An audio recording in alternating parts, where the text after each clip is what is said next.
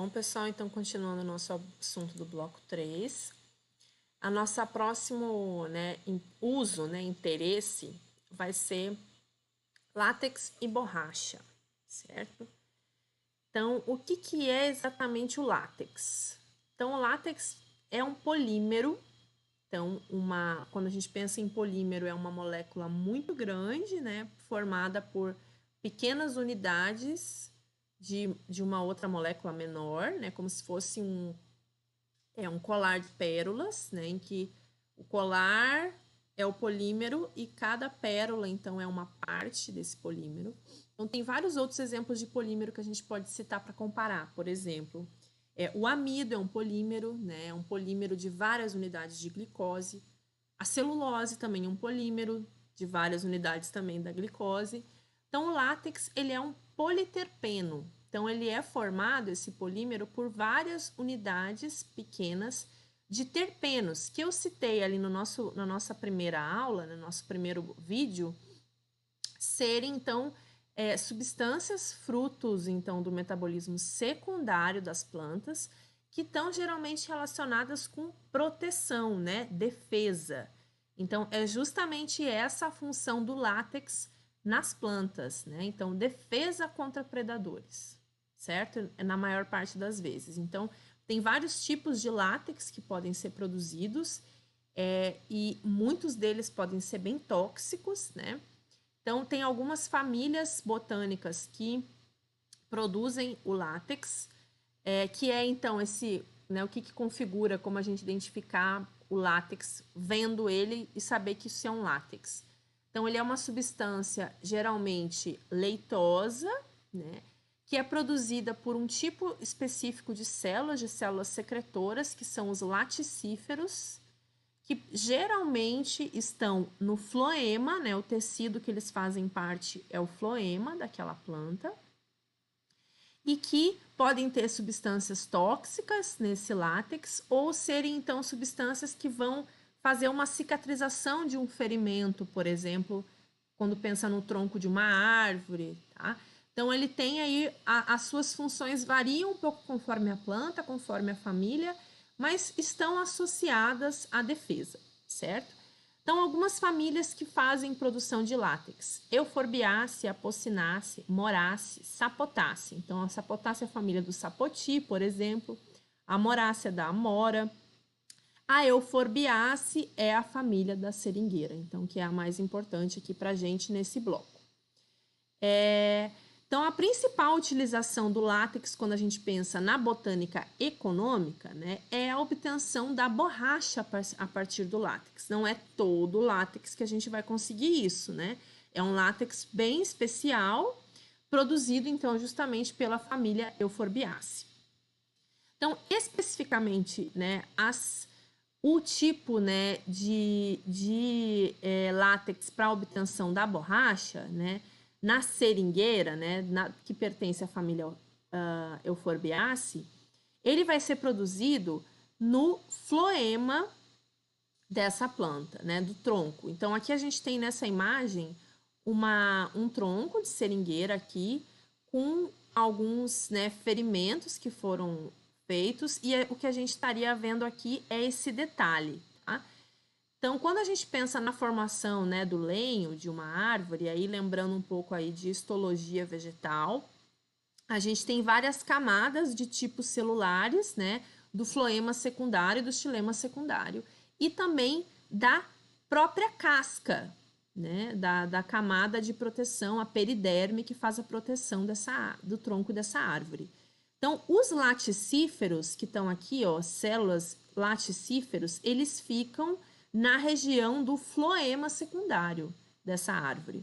Então, precisa fazer um ferimento que seja para tirar o látex, que seja fundo o suficiente para atingir os laticíferos, mas não pode ser tão fundo, porque aí já vai ser lá dentro do xilema da árvore e isso pode acabar matando a árvore quando faz os ferimentos para a extração da borracha. Então, o seringueiro, a pessoa que vai fazer essa manipulação, ele tem que ter esse conhecimento do quanto fundo que ele vai para obter o látex, porém não prejudicar a árvore, né? Não matar a árvore.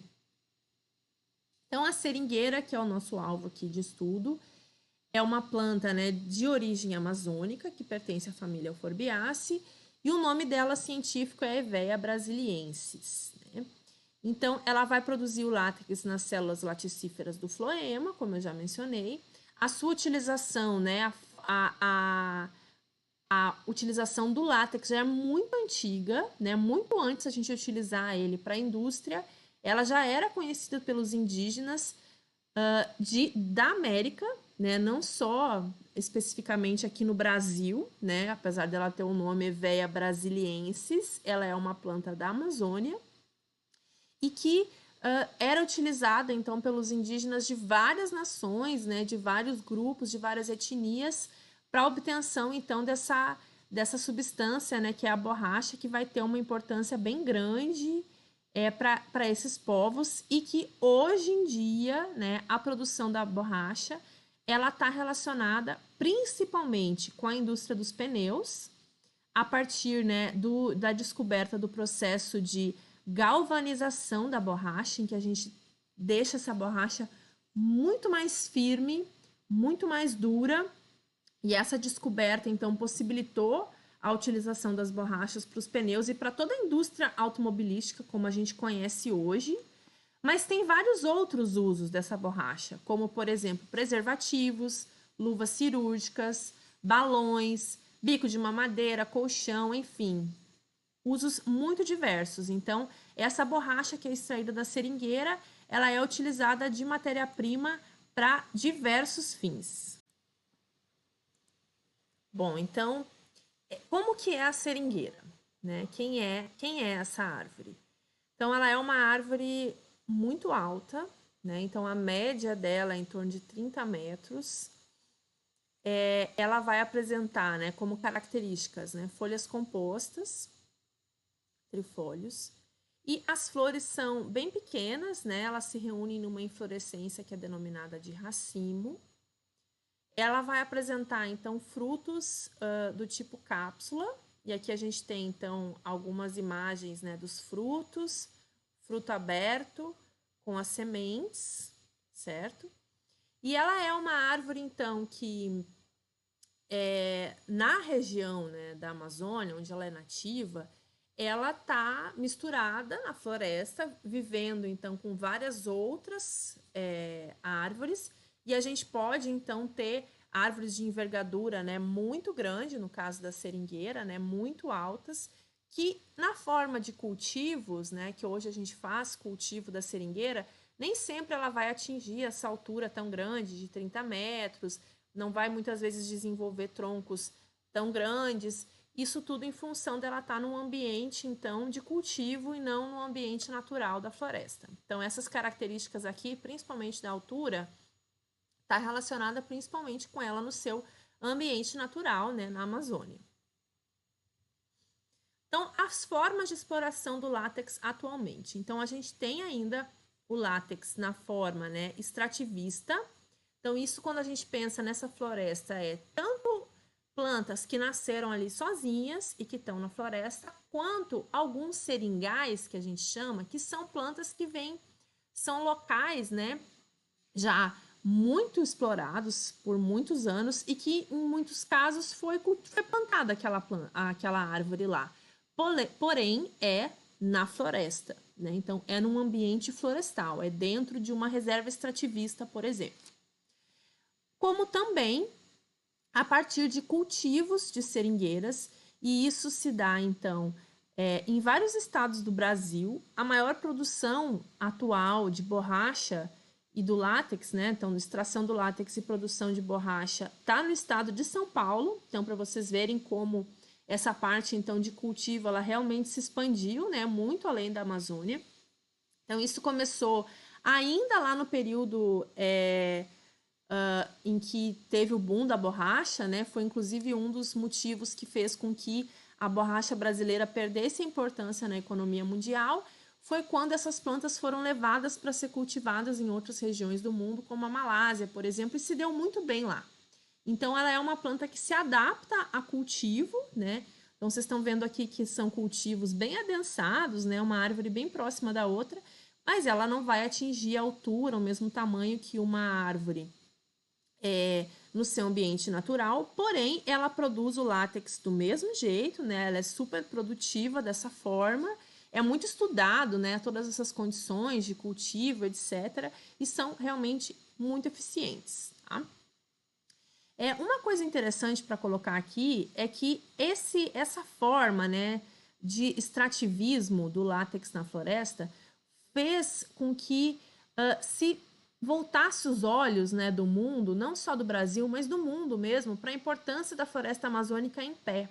Porque no momento, então, por exemplo, de isso começou a se despertar a partir dos próprios seringueiros, né, que viam que eles tinham a fonte de renda deles, eles conseguiam sustentar suas famílias, se alimentar, viver com dignidade, quando eles tinham a borracha, e que se a floresta não existisse, eles perderiam essa fonte de renda. Então, que era muito importante a floresta em pé, tanto aí numa questão ambiental quanto econômica, quando a gente pensa, né, nessas pessoas. Então, foi a partir daí, lá na década de 70, que se iniciou realmente, né, de verdade, o movimento ambientalista brasileiro, e foi a partir desse movimento uma série de coisas, né, foram elaboradas, como, por exemplo, as reservas extrativistas, que foi um marco, né, para o Brasil e mundialmente também, porque foi aqui que se começou esse tipo de reserva em que a gente tem uma área de preservação, mas que as pessoas daquela floresta, que vivem naquela floresta, podem fazer o uso, né, dos recursos de forma sustentável, né, podem fazer o extrativismo desses recursos de forma sustentável e mantendo a floresta em pé. Então, essas RESECs, que a gente chama, são muito importantes e nasceram a partir desse movimento, como o próprio Instituto, o ICMBio, Instituto Chico Mendes, que é responsável, então, pelos parques nacionais, por toda essa parte, né, em que a gente interage com uma área de preservação ambiental, certo? Então, eu coloquei um vídeo especificamente que é extra, para quem tiver curiosidade de assistir, sobre o Chico Mendes, que foi justamente uma grande liderança dessa época e que tem uma importância histórica muito grande, né, para esse movimento e as reservas extrativistas como a gente conhece hoje, e todo esse olhar realmente mundial para a Amazônia e a importância que essa floresta representa, tanto quando a gente pensa, né, de recursos ambientais quanto econômicos. Então, encerrando mais um assunto, em breve aí mais um vídeo sobre o nosso próximo assunto.